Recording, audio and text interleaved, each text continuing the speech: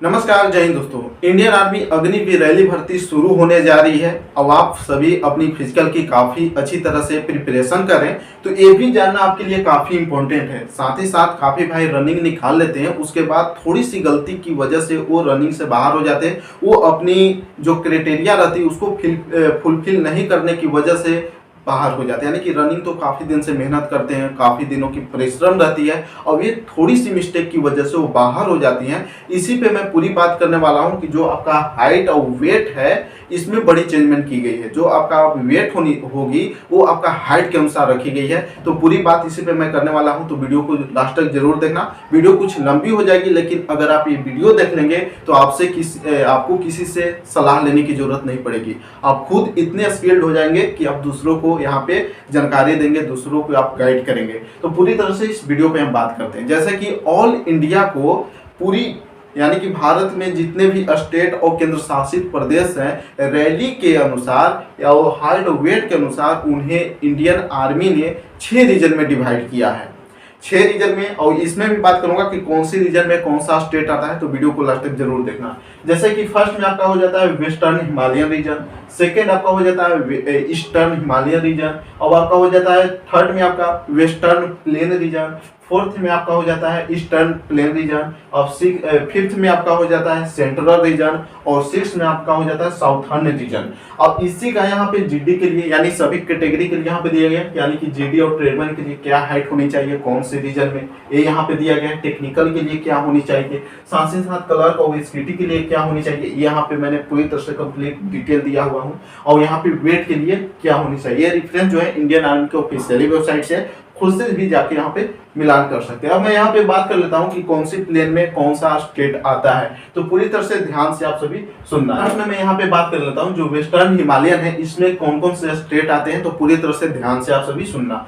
Western Himalayan में आप सभी के लिए यहाँ पे मैं बात कर लूँ तो जो स्टेट है ये आपका जम्मू कश्मीर हो जाती है, हिमाचल प्रदेश हो जाती है, पंजाब की हिल एरिया आ जाती है, और यहाँ पे हिमाचल प्रदेश के कुछ स्टेट हैं जो यहाँ पे मैंने बात कर लिया कि जम्मू कश्मीर, हिमाचल प्रदेश और पंजाब की कुछ यहाँ पे एरिया आ जाती है, और छत्तीसगढ़ की कुछ एरिया आ जाती है।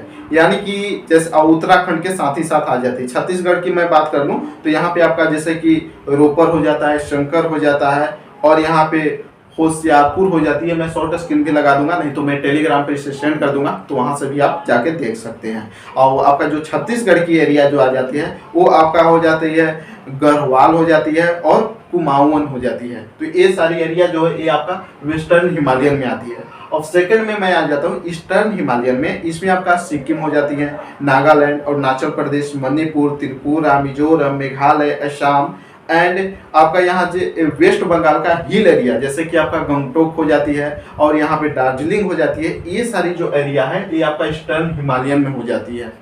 ध्यान से आप सभी सुनना। अब यहाँ पे हम बात कर लेते हैं वेस्टर्न प्लेन के लिए। वेस्टर्न प्लेन में कौन कौन सी एरिया आती है, तो ये आपका पंजाब हो जाती है, हरियाणा हो जाती है, और यहाँ पे छत्तीसगढ़, दिल्ली, राजस्थान एंड वेस्टर्न उत्तर प्रदेश, यानी कि उत्तर प्रदेश के कुछ भाग आता है। वेस्टर्न यानी कि पश्चिमी उत्तर प्रदेश आती है। और यहाँ पे हम चलते हैं अब ईस्टर्न प्लेन में। ईस्टर्न प्लेन में जो हो जाती है यहाँ पे एरिया जो आती है इसमें आपका ईस्टर्न उत्तर प्रदेश। फर्स्ट में मैंने बात किया क्या कि वेस्टर्न में आपका वेस्टर्न उत्तर प्रदेश आती है, लेकिन ईस्टर्न में आपका ईस्टर्न उत्तर प्रदेश आ जाती है, बिहार आ जाता है, आपका वेस्ट बंगाल हो जाता है, और झारखंड, और साथ ही साथ एक उड़ीसा हो जाती है। ये जो सारी स्टेट है ये आपका ईस्टर्न प्लेन एरिया में आती है। अब यहाँ पे हम बात कर लेते हैं सेंट्रल में कौन कौन सी आती है। तो सेंट्रल में आपका मध्य प्रदेश, छत्तीसगढ़, गुजरात, महाराष्ट्र, और यहाँ पे दादर एवं नगर हवेली हो जाती है, दमन एवं दीव हो जाती है। ये सब आपका सेंट्रल में आ जाती है। ये नोटिफिकेशन जो पीडीएफ है ये जो मैंने पूरी तरह से लिखा हूँ इंडियन आर्मी की ऑफिशियली वेबसाइट से, पूरी तरह से टेलीग्राम पर सेंड कर दूंगा, वहां से देख सकते हैं। अब यहाँ पे बात कर लेते हैं साउथर्न में। जो ये आपका साउथर्न है इसमें आपका हो जाता है आपका आंध्र प्रदेश हो जाता है, कर्नाटका, तमिलनाडु, केरला, गोवा एंड पांडुचेरी। ये सारे जो स्टेट हैं ये आपका साउथर्न में आ जाती है। अब यहाँ पे मैं पूरी तरह से क्राइटेरिया की बात करता हूँ, तो वीडियो को थोड़ा लंबी होगी लेकिन जरूर देखना, क्योंकि आपकी पूरी डाउट क्लियर हो जाएगी, किसी से कुछ भी राय मशवरा लेने की जरूरत नहीं पड़ेगी।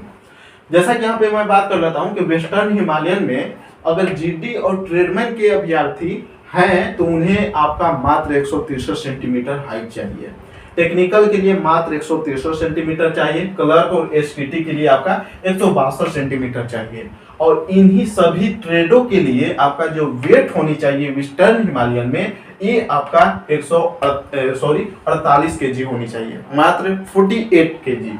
अब यहाँ पे बात कर लेते हैं ईस्टर्न हिमालयन। ईस्टर्न हिमालयन में अगर आप जीटी या ट्रेडमैन से जाना चाहते हो, 8 या 10 किसी भी, यानी कि ट्रेडमैन से सिर्फ होना चाहिए, जीटी और ट्रेडमैन, उसमें आपका जो हाइट होनी चाहिए ये आपका 160 सेंटीमीटर होना चाहिए। अगर टेक्निकल से जाना चाहते हो तो ये आपका 157 सेंटीमीटर होनी चाहिए। क्लर्क एसकेटी से जाना चाहते हो तो 160 सेंटीमीटर होनी चाहिए। और वेस्टर्न आपका वेट जो है ये आपका 48 केजी होनी चाहिए। ये पूरी तरह से आप देख सकते हो। अब यहाँ पे हम बात कर लेते हैं वेस्टर्न प्लेन एरिया की। वेस्टर्न प्लेन एरिया में आपका जो जीटी और ट्रेडमैन से जाएंगे तो इनका जो हाइट होनी चाहिए 170 सेंटीमीटर होनी चाहिए। टेक्निकल से आप जाते हो तो भी 170 होनी चाहिए। क्लर्क या एसकेटी से जाते हो तो 1 सेंटीमीटर होनी चाहिए। यहीं पे आपका जो वेट है ये आपका 50 केजी होनी चाहिए। 50 केजी आप सभी का वेट होना चाहिए तीनों ट्रेडों के लिए, चारों ट्रेडों के लिए। अगर आप जीटी से जाओ या ट्रेडमैन से जाओ, टेक्निकल से जाओ या क्लर्क या एसकेटी से जाओ, तो आपका ईस्टर्न प्लेन में वेट जो है 50 केजी होनी चाहिए। अब यहाँ पे हम बात कर लेते हैं ईस्टर्न प्लेन में। ये आपका हो गया कौन के लिए? वेस्टर्न प्लेन के लिए। अब यहाँ पे हम बात कर लेते हैं ईस्टर्न प्लेन के लिए। तो ईस्टर्न प्लेन में अगर आप जीटी या ट्रेडमैन से जाते हो तो आपका जो हाइट है 169 यानी कि 169 सेंटीमीटर होनी चाहिए। टेक्निकल के लिए आपका 169 सेंटीमीटर ही होनी चाहिए। और क्लर्क और एसकेटी के लिए 162 सेंटीमीटर होनी चाहिए। और जो आपका वेट है वो आपका 50 केजी होनी चाहिए। अब यहाँ पे हम सेंट्रल की बात कर लेते हैं। सेंट्रल रीजन में तो जो आपका है जीटी और ट्रेडमैन से अगर आप जाते हो तो इसमें आपका जो हाइट होनी चाहिए 168 सेंटीमीटर होनी चाहिए। टेक्निकल से जाते हो तो 167 सेंटीमीटर होनी चाहिए। एसकेटी और क्लर्क से जाते हो तो 162 सेंटीमीटर होनी चाहिए। और जो आपका वेट है वो 50 केजी होनी चाहिए। अब साउथर्न की हम बात कर लेते हैं, दक्षिणी भाग की। तो इसमें आपका जो जीटी और ट्रेडमैन से जाते हो तो 166 सेंटीमीटर होनी चाहिए। टेक्निकल से जाते हो तो 165 सेंटीमीटर होनी चाहिए। एसकेटी क्लर्क और एसकेटी से जाते हो तो 162 सेंटीमीटर होनी चाहिए। और वेट जो है आपका 50 केजी होनी चाहिए। ये आपने स्टैंडर्ड पैमाना दिया गया है जो नॉर्मली इंडियन आर्मी के ऑफिशियल वेबसाइट पे है। तो जो क्लर्क की जो हाइट है वो सभी जगह सेम है, ओनली फॉर ईस्टर्न हिमालयन को छोड़कर। ईस्टर्न हिमालयन में अगर 160 सेंटीमीटर का भी बंदा है, अभ्यर्थी है, तो भी वो इंडियन आर्मी ज्वाइन कर सकता है। तो ये काफी इंपॉर्टेंट नोटिस थी आपकी फिजिकल को लेकर। अगर आप रैली भर्ती की तैयारी करते हो, अगर इस जोन से आते हो, अगर इतनी हाइट है, तो आप इंडियन आर्मी में पूरी तरह से सिलेक्ट होगे।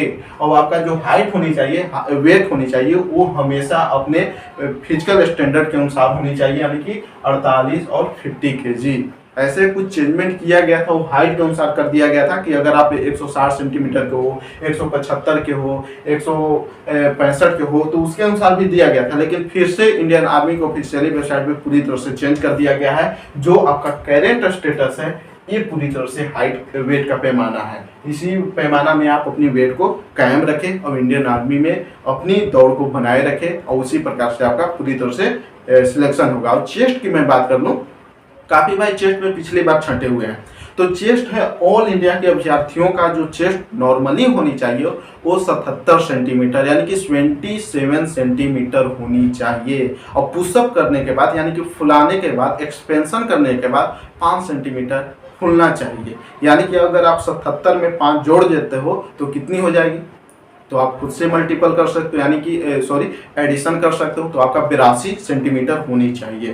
तो ये पैमाना हो गई। तो अगर इससे रिलेटेड और किसी प्रकार का क्वेश्चन हो तो आप कमेंट कर सकते हो, नहीं तो पूरी तरह से मैंने PDF टेलीग्राम पर सेंड कर दूंगा, वहां से आप जुड़ जाना। टेलीग्राम का लिंक डिस्क्रिप्शन में मिल जाएगा। ऐसे ही रियल, ऑथेंटिक और आपकी स्किल डेवलप वीडियो यहाँ पे मिलती रहेगी। किसी से कोई पूछने की जरूरत नहीं पड़ेगी। आप खुद से अपने आप को स्किल्ड करो और अपनी सेना की वर्दी पाओ।